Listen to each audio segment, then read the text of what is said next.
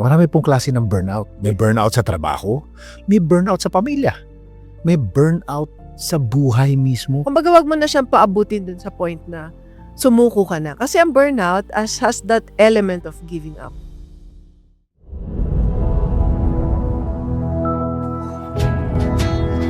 This is about you. Be the master of your own life. So angkinin mo muli ang inyong oras. Let your ambition be guided by faith. That, my dear friends, is what makes a life worth living. So always pause, always ask, always wonder, what's next?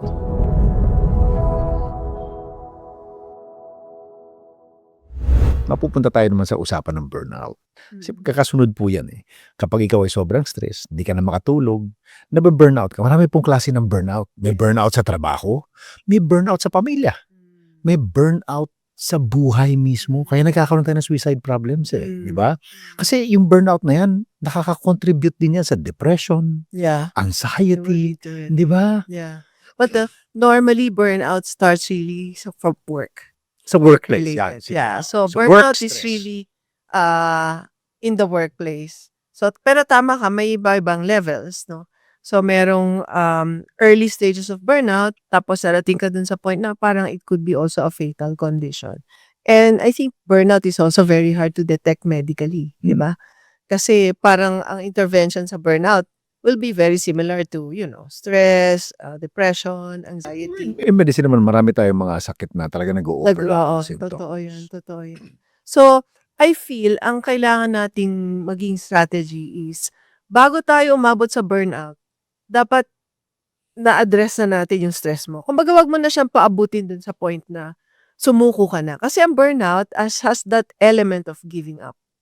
It's like extreme stress, but there is that feeling of ayoko na. I don't care. And I lose all meaning and purpose in my job. So ito na, pag nandito ka na sa point na yan, that's the time na classify ka na talaga as burnout. I'm sure marami nakikinig sa atin na parang ako yan may ganun di ba? Parang ako yan. Feel ko yan. But many people ask me, Jovi, bakit ang dami mong ginagawa? Why do you keep changing professions? Because I don't want a profession. A profession will lead to my burnout. Kasi I prefer na marami akong ginagawa at iba't iba. Laging something new, exciting lagi, Exciting. challenging lagi. So I'm not burned out. Yeah. Correct. Lagi akong may lagi tayong may wow. Stimulation. Oo. Eh, bakit ba itong work stress sumusunod sa atin hanggang sa pagtulog natin? Ayaw tayong tantanan yan eh. Pag kinapitan ka ng stress, parang lintayan, ang hirap tanggalin eh, di ba? Yes. Pero I feel, stress is a part of our life. No? Hindi tayo pwedeng mabuhay na walang stress eh. So, hindi mo pwedeng sabihin, ayoko ma-stress. Kasi life will be so boring pag walang stress. Imagine mo, wala kang deadline, wala kang, you can get to somewhere anytime at hindi ka nalilate, walang traffic. Corny. Ay, sorry. Masyadong dated. Yung expression na corny. Yan ang generation namin yun. Tayo na nagkaintindihan doon. Parang walang excitement. You need a certain amount of stress to perform. Merong bell curve yan di ba? Between effort at saka resources. So, pagka kulang ka sa resource at marami kang effort, mas-stress ka. Pero kung nasa tamang level pareho yan, you perform optimally. So, kailangan makuha mo yung tamang level ng stress at effort para maging satisfied ka. Kasi kahit anything, like an athlete is stressed. Can you imagine a famous basketball player throwing the free shot with 1 second left in the game and the opponent is winning? How much stress is that? Diba?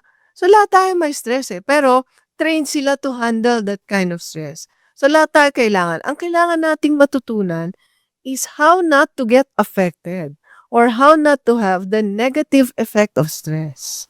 Paano tayo hindi magkakasakit kahit na marami tayong trabaho, marami tayong siguro responsibilidad sa buhay, ano pwede natin gawin? How do we protect ourselves or make ourselves resilient against stress, against fatigue? Actually, Lalo na kung dapat chronic. dyan kasama natin ang gobyerno. No, because the work hours has to change. Okay. Yung 6 days na yon, that does not give you work-life balance. Kailangan we should categorize a full-time job at 40 hours. Di ba? 40 hours. Yeah. That's it. Pansit. Everything else should be overtime. Should be optional. That's true. Para may oras ang tao to relax. May oras ang tao to enjoy with, sweet moments with the family. That's true. Di ba? Yun yung mga bagay-bagay na nakaka-relax sa atin eh. Di ba? That's true. Ay, when you're hugging your loved ones, may oxytocin ka. Relaxing hormone yun eh. Yeah. Energizer. Oo Ayun. Wala tayong oras ng ganyan pag hindi tayo magpapasa ng panukalang batas na talaga makakatulong sa ating manggagawa, sa ating Pilipino. And in the long run, tumataas lang po ang gastos natin sa ospital. Di ba? Kaya kailangan talaga palitan na yung outdated na 6 days a week. Ako naman, from my end as an energy management specialist, what I can share with your followers is how can you use energy to help protect you from the side effects of stress. Kasi yun naman yung iniiwasan natin. Kung ang assumption natin hindi tayo pwedeng walang stress. So, paano ngayon? Di kailangan protektahan natin yung sarili natin na kahit na may stress, di tayo magkakasakit. Correct. And the only way we can do that is if we can elevate the frequency of our energy. So from my own studies and specialization, lahat tayo ay energetic creatures, no? We vibrate at a certain level of frequency. Some of us have high frequencies, some of us have low frequencies. And typically, if your frequency is low, yan yung madaling tamaan ng sakit at saka stress. So, given a group of people and given a problem, they will have different responses to the problem. Some of them would say, oh wow, challenge yan, gusto ko yan. But some of them would say, dami-dami ko nang ginagawa, binigyan mo na naman ako ng trabaho. May dagdag pa, oh. Yes. So, ito yung mga tipong sobrang low bat na, wala nang ibibigay. Kumbaga paubos na. Ito namang isa, energizer. Ang dami pang energy, kaya ko pa yan. Diba? So, ngayon, ang goal is, paano ma-increase yung energy mo sa sarili mo? Anong mga bagay na nakaka-energize sa'yo at anong mga bagay na nakaka-deplete ng energy mo? So, unahin natin yan siguro. Ano yung mga bagay na nakaka-wala ng energy? Energy depletion. So, number 1 sa akin ay kung ang pagkain mo ay hindi nutritious. Very So, good. Yan. kasi ang food natin, kumakain tayo kasi we need nutrients from food, right? To nourish our bodies. But sa buhay natin ngayon, lalo na yung mga, sabihin na natin, ordinary Filipinos, ang diet nila, karamihan, sad processed food. Correct. Nothing against the manufacturers. Pero, yun, choice din naman natin, no? Minsan kasi meron tayong katamaran din eh. Or gusto lang natin kung ano yung Actually, convenient. kulang sa kaalaman ang Pilipino. Oh, Na isa pa ito ay dangerous sa'yo. Itong maalat na to, magko-contribute ng hypertension. Itong trans fat na to, Yeah. wala tayong ganong edukasyon. Yes. So, ang tingin nila, basta mura, okay yan, pagkain yan, pagkain din yan, mabubusog ka rin dyan. Tsaka wala kasi yung sustansya. I think yun yung kulang sa atin. And as you mentioned earlier, the right food will also set your mood. Yeah. Alam nyo mga kaibigan, sa tiyan natin, isipin nyo na lang, meron 2 dragon sa tiyan natin. Isang bad dragon, isang good dragon. Ha? Pag kumain ka ng mga karne, mga processed food, yung mga high sugar, so and so, ang pinapakain mo yung bad dragon. Bakit? Kasi sa loob ng tiyan natin, alive po yung naman, maraming organisms dyan. Merong viruses, bacteria, archaea, di ba? Fungi, there's ang daming pong mga organisms dyan. May mga organisms dyan na pag finid mo itong mga bad foods na ito, yung sinisecrete nilang mga hormones, nakakakos ng inflammation. Pero, kapag ikaw ay kumakain ng vegetables, may nutrients, merong fiber. Napaka-importante po nung fiber. Yan, fresh. yan po ay pinapakain ninyo yung good Good. dragon. So yung nasa biota nyo, yung mga organisms dyan sa biota nyo, na kumakain ng fiber, isa sa pinakamagandang byproduct niyan is serotonin. The feel-good The hormone. feel-good hormone. Kaya the more fiber you take, the better you will feel. That's true. That's true. Pero, yun nga. Karamihan kasi sa atin, gusto lang natin mabilis. Convenient. Ayaw na natin mag-isip. Instant noodle. And it's also addicting. Yeah. Sa asin. The flavor kasi, nandun, di ba? Kasi engineered food yan eh. It's designed to be tasty. Pero tayo kasi, alam natin yung foods eh. Ito nga, kaalaman nga is your best weapon eh. Wala kasing kaalaman ng taong bayan. Kasi hindi naman tinuturo sa schools yan eh. Yes. Sinasabi lang, ito, nutritious. Hindi na-explain kung ano nangyayari sa katawan mo. So, importanteng kainin natin ay fresh food, whole food, walang label, walang pakete. Low sodium. Yes. Tsaka kunyari, pansit. Instant mami, di magluto ka na ng totoong pansit. Correct. Bumili ka ng noodles sa palengke. Saglit lang naman gawin. Lagyan mo ng gulay, Hindi naman actually, hindi naman mahal maging malusog at healthy ang food. Tamad lang tayo. I agree. We are, ang tawag ng aming teacher dyan, sin of convenience. Gusto mo lang yung convenience. Alam mo, I encourage people to cook their own food. Because the act of cooking itself can be cathartic. Yeah, It can be a way Yes. to release some of, di ba, distract you, di ba? At saka you feel good pag, gumagaling na akong kusinero. Yeah. Di ba? Masarap ako magluto. Taas din ng self-esteem yun eh. Yan, so food ang importante sa atin para makatulong na in-nourish yung body natin at tumaas ang frequency ng katawan natin. Kasi imagine, anong finifeed mo sa katawan mo kung yan ay nakapakete, may sustansya ba yan? Chemicals, meron siya. Pero hindi tataas yung fit. Versus kumain ka ng nilagang kamote, nilagang saba, na pwede mo namang iluto yan at ilagay sa ref at baunin sa araw-araw. Diba? Hindi lang natin naisip yung mga traditional, kahit kakanin, suman bilang merienda. Pero anong kakainin? High sugar yun. Chips, Oh. diba? Or mga ensaymada, pastries. Kasi yan yung madaling mabili, diba? So, pwede tayong magpalit ng strategy. Or halimbawa, sabi mo, kasi night shift ako wala namang mabilan. Sa gabi, night shift workers usually eat in fast foods, convenience stores. Eto Ayan. nabanggit na yung night shift. Ayan, paano naman sa mga BPO workers? Meron tayong mga night shift for BPO, di ba? Andyan yung mga work from home, yung mga remote workers, pero yung mga clients nila, magkaiba ang time zone. Yes. So sa gabi sila gising. Yes. Andyan naman yung mga nag-overtime, like yung mga nurses, doktor, di ba? Kadami, security Oo, guards, security guard. and delivery men, diba? Siyempre, nakakasira ito sa circadian rhythm. So, ano bang insight mo sa ganito? Ako, marami akong kaibigan sa BPO industry, mga business owners. Isa rin yan sa, shall we say, my beef. Di ba? Ganon din sa BPO eh. Pinapalit-palit yung shift nila. Dapat you stick with one. You know, in other Or countries, at least mahaba-haba. Oo. Hindi every week or every 2 weeks. Give the body time to adjust, di ba? And Correct. normalize correct.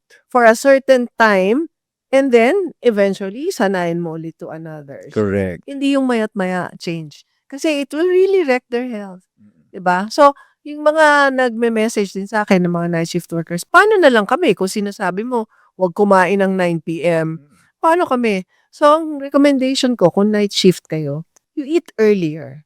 Mga 6, na kayo, heavy meal, yeah, and then just eat lightly during your shift.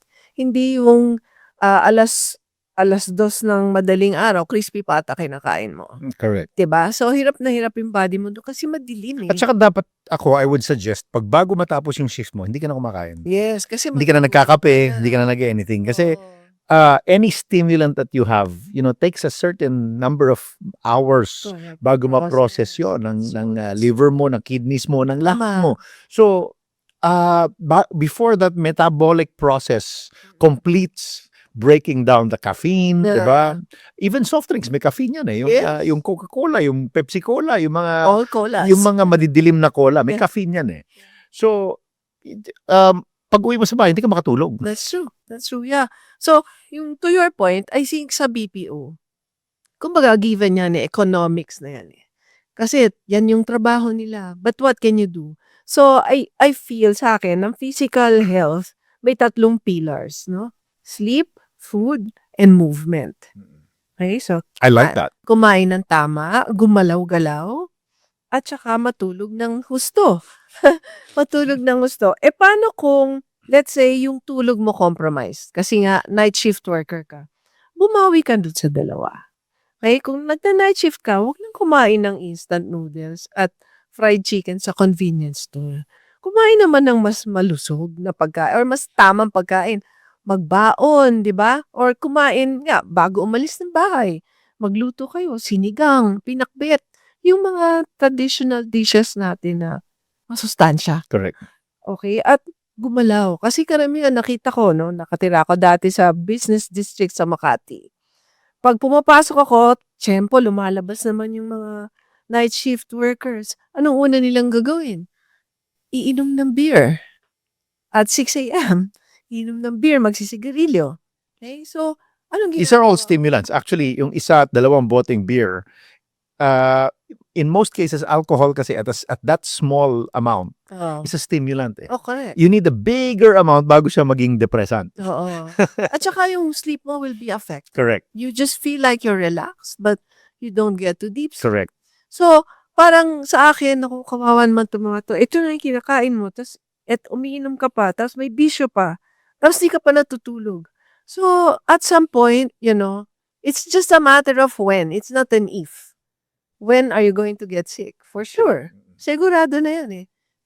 Hypertension, diabetes, diba? Actually, if you, even your immune system, if you, for every 4 hours of sleep that you lack, yung T lymphocytes mo can drop by up to 70%.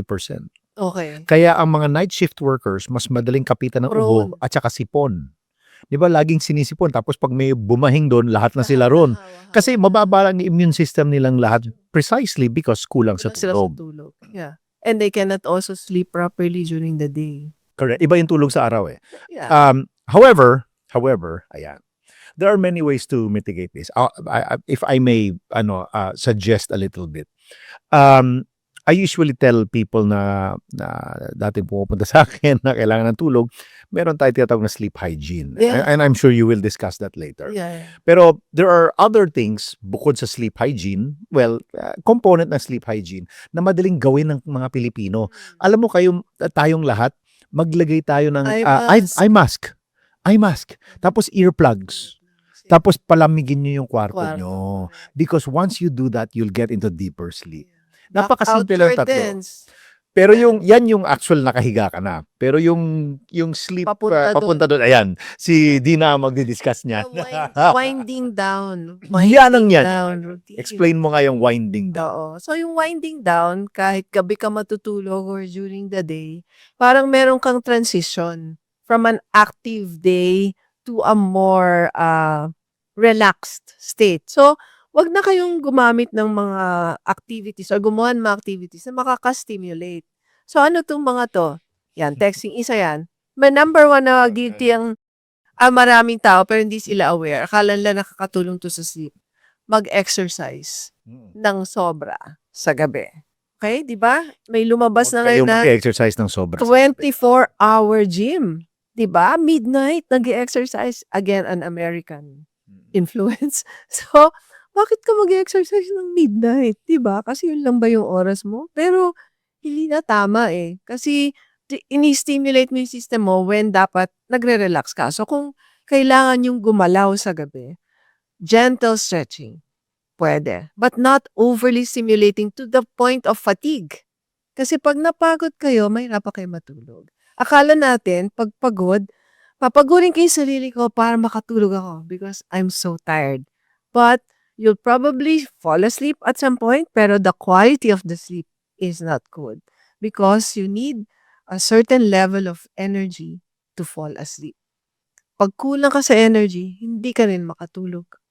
That's the irony, no? So, yung mga winding down routines, may mga rituals ka, yung iba umiinom ng gatas, Yung breathing exercises mo. breathing, Stretch it. slowing down the breath, yung iba nagjo-journal, right? Iba nagbabasa, nakikinig ng soft music. Tapos yung mga nanonood ka ng movies na masyadong violent or mga horror. Scary. So, yan. So, pagka-gabi na, ang panoorin nyo yung mga feel-good na movies para maano niyo yung body niyo papunta dyan. Meron din kaming ginagamit na breathing technique doon sa aming energy healing system that stimulates the pineal gland. So, yun naman, parang nagfo-focus ka naman dito sa top ng head. May mga yoga exercises na ganyan, di ba? I believe. May Parang meron siguro pranayam, yung more on the breathing techniques. But I speak only about what I do and what I practice and what I teach, which is to do, we call it synchronized breathing technique, where you synchronize the movement of your head and your stomach, inhaling deeply, exhaling, ganyan. So, several times, and then focus here. Tapos paghiga mo, kasi your oxygen level gets saturated, which also is needed to have deep sleep, as you probably know. Tapos stimulating the pineal gland. When you lie down, you easily fall asleep. And you can get to deep sleep quickly. And if you don't longer. get enough oxygen, maghahabol ka eh. Yeah. And Tsaka gigising ka. you will not, micro-gisings yun. Yeah. It prevent you from getting to deep sleep. Yes. Parang ano yun, sleep apnea. Yes. Pero yun naman, it's more issue ng muscle and well, it's a whole different thing. Mahaba po yung usapan ng sleep. Anyway, so itong kakulangan ng sleep ng mga tao, it affects their decision making. Yes. It affects their memory. Yes. Prefrontal cortex gets affected. So, kung ikaw ay business leader, decision maker sa kumpanya mo at hindi ka natutulog, it will affect your decision making skills. Yan. So, kailan importante yan, hindi lang sa mga staff. And ang mga- emotionally, I assume. Oh yeah, because your regulation, the emotional regulation, it makes your amygdala more sensitive. Are there signs na dapat nating ma-recognize na masasabi natin na parang ninineglect natin ang sarili nating feelings? Or ninineglect natin ang ating sariling emotions? Medyo Kasi malalim, no? kasi dapat bibigyan natin ng pansin yun eh. Na, Yes. Parang nagbabago ugali ko. May ganoon. Yes. So, Kung may awareness, pero marami naman tao hindi naman aware. So, it's I would say, it's an effort to really understand yourself better. Yung tinatawag nating self-development, di ba? You become aware, tapos kung aware ka, then ano yung kailangan mong baguhin? Hindi naman pwedeng aware ka lang, tapos wala kang gagawin. So, pag may ganun kang effort, it's parang an inner work, I call it, diba? To change and adjust. So, my personal experience, I was a very, very sungit person. yeah, workaholic ka rin. Oh, super. Puyataholic ka rin. That's why I studied it. So that I can help others and, guide them sa kanilang journey, transformation journey. So, I was sungit, I was very mental, I was so detached, so I didn't have empathy. I didn't care kung, nag-commute ka ng 2 oras, wala akong pakialam, basta magtrabaho ka dyan. Kailangan gawin mo yung trabaho mo, diba? That's how I was. But I learned other things about myself. I practiced different techniques and until eventually I become aware na ito ako. Nag-aral ako how to be more empathetic. So, through different practices. So, may hope eh. And then, as you mentioned earlier, neuroplasticity, diba? The brain is capable of rewiring and learning new pathways. And unlearning, yun na importante. Hindi lang learning, unlearning the old ones and creating new pathways so that you can become better, a better version of yourself. So, kung may mga ganito na kayo napapansin sa sarili nyo, I would suggest na find a way, maybe find a mentor, find a coach, find a healer who can help you in the transformation process. Actually, yan ang next question ko eh. Pag na-recognize mo na meron ka yan, what do you do now? Yeah. Saan ka pupunta? Yeah. Yan. So, Yan, sige. yun yung mga ibang pwede mong gawin. So, in my case, I took some training and I took some courses. I became certified pa nga to teach certain programs. So, more emotional intelligence, ganyan. But then, I also discovered energy management. And ito yung during the pandemic, this is what I studied. And nakita ko na effective siya sa maraming bagay. And so, I use it now to help others with different conditions like sleep and burnout. I also use it for mentoring. Diba? So, a lot of leaders and entrepreneurs have different kinds of issues and they need help. So, we use also energy science to address some of their needs, whether it's a medical condition or relationship issue or something in their behavior that needs to change. So, yan. So, kung may interest kayo dyan, you can reach out to me. I'm sure Jovit will put up my contact details. Sabihin mo na. Okay. So, you can go to my website, dinasalonga.com. You can send me an email there or on my social media accounts at Dina Salonga on Instagram with an H, D-I-N-A-H. And at Coach Dina Salonga on TikTok and Facebook. Mabalik tayo sa ano natin. So, meron bang mga small, kumbaga, alam mo, every journey starts with the first step. Yes. So, ano yung first steps para yung mga nakikinig sa atin ngayon na feeling nila may burnout na sila sa work nila, how can they set up those boundaries na kanina sinasabi natin without feeling guilty? Okay, sa akin sa tingin ko mag-start muna sa sarili, no? Mag-start muna sa sarili. Increase your energy frequency so that you become more positive and you don't easily get affected by other things. So, kanina binanggit ko yung mga pang-deplete ng energy like food. Tapos napunta tayo sa ibang topic. So, di ba? So, yan, food, kulang sa tulog will deplete your energy. Ano naman yung mga energizer na kailangan natin? Bukod sa kape. Oh. Hindi kasali ang kape. Oh. Ano yung mga energizers na pwede nating gamitin na karamihan dito libre pero hindi natin naiisip na gamitin? Number 1, magpa-araw. Kasi the sun is very healing. Get some sun, mga 10 minutes a day, early in the day. Huwag kayong umiwas. Huwag kayong umiwas sa araw. Number 2, grounding. Get connected to the earth. A lot of us, especially those who work in, in corporate Philippines, working in the business districts, are always on high-rise floors. Most of them live on high-rise condos. They always ride elevators, bas. Hindi yun na natatapakan ng lupa. So, connect to the earth and get some earth energy. Go to the park, take off your shoes, take off your socks. Walang park sa Manila eh. Makati meron. Kahit konti. Sa mga buildings, merong kapirasong lupa. Mag-spend kayo ng time, tumapa kayo doon. Habang nagpapaaraw, mag-remove ng shoes. Tanggalin ng shoes at saka medyas. And number 3, huminga ng fresh air. Huwag lagi naka-aircon. These are 3 sources of energy that come with nature. The sun, the earth, and air. Guilty po ako sa lahat ng yun. Ayan. So, kunin niyo yung energy dito. At kaya tayo nakakaramdam ng ginhawa pag tayo nagbabakasyon. Kasi when we go on holidays, we usually go to the beach, go to the mountains, at meron tayo ng lahat ng yan. So, we feel energized. So, kung umuwi kayo sa probinsya sa weekends, take advantage, di ba? Magtanim-tanim, humawa kayo ng lupa. Malaking bagay ito para sa inyo. And, then connect with people, positive people.